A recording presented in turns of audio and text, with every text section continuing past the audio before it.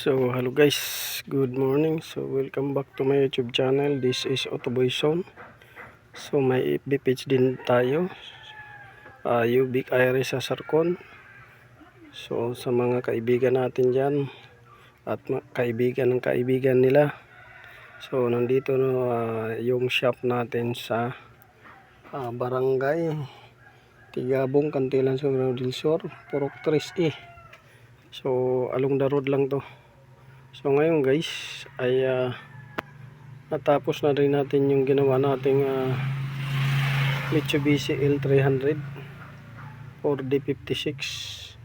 So ating inayos to. So maraming problema to. So inantay lang natin yung mga parts na dumating. So isa-isahin natin yung problema nito, kung ano yung mga pinalitan dito at ano yung symptoms. So una guys, ang problema nito ay doon sa clutch ang problema. So na-fix na natin yan, may video tayo dyan paano magpalit, paano natin kinabit. At doon sa under chassis mayroon tayong pinalitan suspension area, yung tie rod end out at saka tie rod in inner. So nagpalit rin tayo ng clutch cable at saka clutch master primary.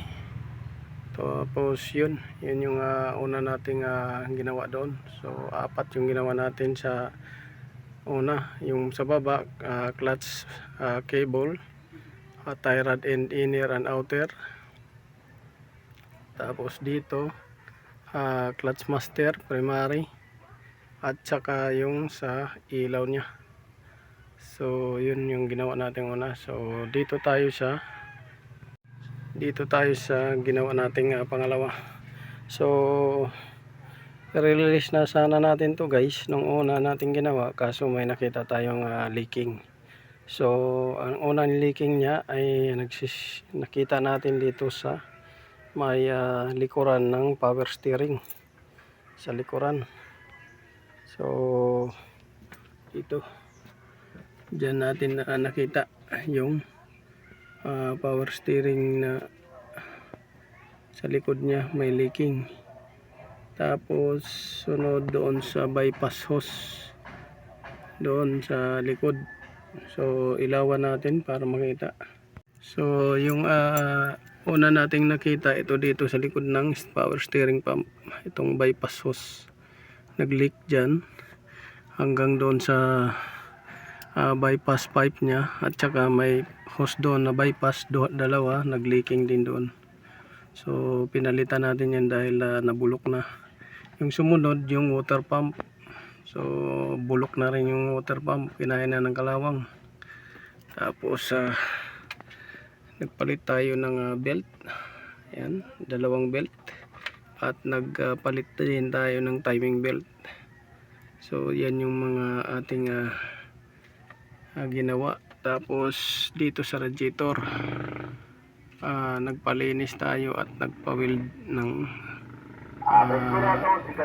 release hose pipe. So ngayon tanda rin natin kung mag one click lang ba to yung andar nya. So pasensya na kayo guys, minsan may dumadaan ditong naglalako ng mga isda kaya maingay. So paanda rin natin kung one click lang ba to. Oh, okay ba yung timing?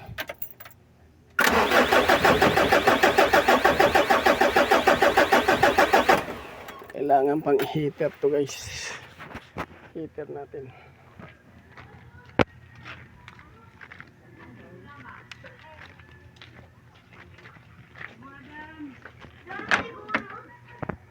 So i-heater natin, hindi kaya ng walang heater. So heater natin saglit, check natin kung one click ba to.